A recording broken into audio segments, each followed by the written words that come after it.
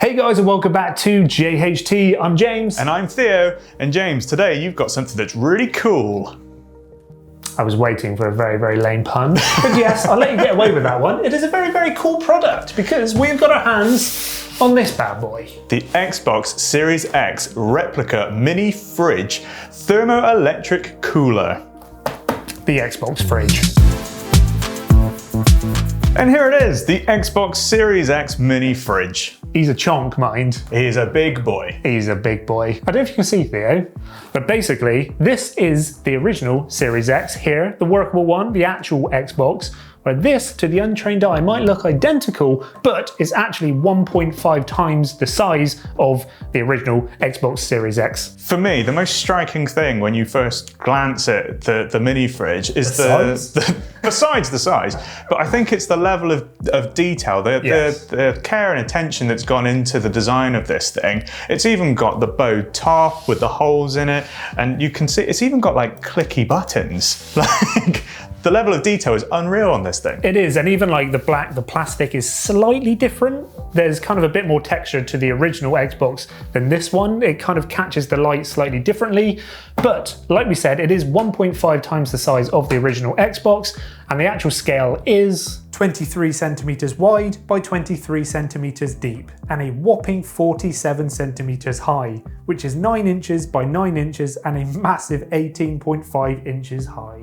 So yes, like we keep saying, this is quite a big fridge, and the rumors are true. As you can see, you can actually put an Xbox Series X inside of your Xbox Series X fridge. I don't really know why you would want to do that. I don't think we'd recommend that anyone does that either. But that kind of gives another idea of scale of how much you can actually fit into this fridge. And you can fit about 8 to 10 cans or bottles in the actual fridge, obviously depending on the size of them. And then you've also got the shelves in the door where you can add a few snacks in there as well. And whilst we're talking about the inside of the fridge, as you can see, we can actually remove these shelves if we want to put items in which are slightly taller. I think it would have just been nice if there was a few other options of the shelf height. But James, what else comes in the box? We obviously get the actual power lead as well, which is like your standard kettle plug, but also, which I didn't even realize at the time, it also comes with your 12-volt DC plug to plug it directly into your car as well. It's nice to have the option. It's nice to have the option, but I don't really know how many people are going to be using that, but it's nice that they've included both in the box. So now if we plug this bad boy in here at the back, we've also got a switch here to select our operating mode. The two modes available to us are Max and Eco. We're going to quickly pop it on Max so that you can hear the fan. And as you can hear, I don't know if the mic's kind of picking this up, but it's quite an audible fan noise. You'll definitely hear it within most small rooms. Yes, you would. It's quite loud, but obviously you would use the max mode to spin that fan as quick as you can to basically cool things down as quick as you can. Once it's hit its coldest temperature, we can then switch it back over to the eco mode, which it's on now, and it's dramatically quieter. You still can hear. There's a little bit of a whir there, but no different really from if you had one of the next gen consoles, if you had a PS5 or if you had a Series X, it's kind of on level playing field. I mean, and if we're quite close to it, obviously if it's like, you know, on a shelf in the distance of a room or something, you're not really going to hear it. But if we then switch it back to the off mode, which it is off now, we can actually still do some kind of cool things with it as well. So if we press the actual controller sync button down here, as you can see, even though it's turned off, there is still power going to the unit. So that actually turns the LED in the actual Xbox logo on and off down here. And then also on the top of the Xbox, if I press the disc eject button, that turns these LEDs on and off as well. And just one thing to point out, this is probably like the weakest point of the actual console, is the very top of it. I like the fact, like you mentioned earlier, it has that kind of dip or that kind of bow into it as well.